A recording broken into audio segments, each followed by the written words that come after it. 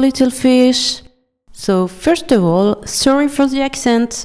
Yes, we are French. But today we are going to talk to you about something very important, so it doesn't matter. And you probably saw it in the title. I won't spoil anything for you. We are going to talk about microplastics.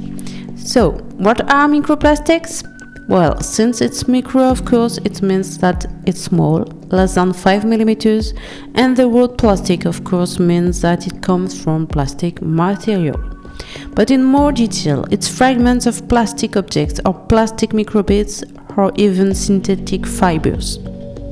They are notably the result of the degradation of macroplastics by photooxidation, mechanical action or biodegradation, and all of this is dispersed in the environment, in the waters and then in the oceans. You can guess. But according to you, where exactly do these microplastics come from? 2/3 of this plastic comes from short-lived consumer products. So, in your opinion, what is the number one plastic waste found on beaches, which are, let's remember, in direct proximity to the oceans? Cigarette butts! With a filter made of microplastics, they also release heavy metals and other chemicals that impact the health of ecosystems. So, think twice before using the beach as a giant ashtray.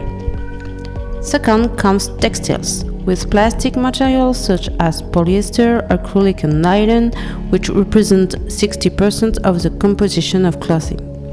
It is during their washing or use that they lose what are called microfibers. We know that choosing clothing made from natural materials is not necessarily the best solution, given their very water-intensive production method. But there are simple actions to adopt that can significantly reduce the dispersion of these microfibers in the oceans. So, are we going to have to walk around in our simplest clothes like Adam and Eve? No. Despite global warming, there are still regions that are far too cold for that. You can simply wear your clothes more often and for longer, buy less of them and use them until they wear out and space out the laundry.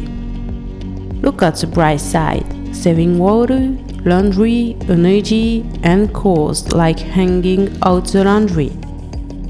The last major category containing microplastics that can end up in water and the environment are cosmetic and personal care products. These microplastics, often found in the form of microbits, are added to for the sole purpose of creating a particular texture.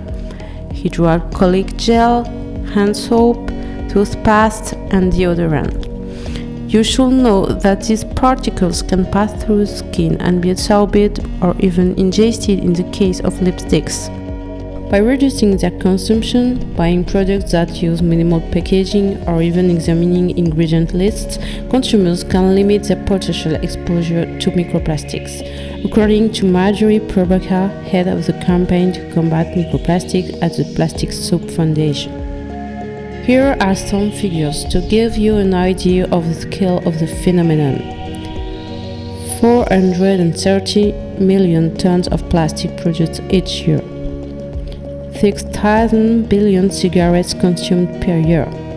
9% of annual microplastic discharges into the oceans come from clothing and other textiles, according to a report by UNEP, United Nations Environment Programme. That is why in a future episode we will take stock of cosmetics and household products which are not left out, and we will see their impacts in more detail as well as concrete solutions to limit them. On that note, see you later, lobsters!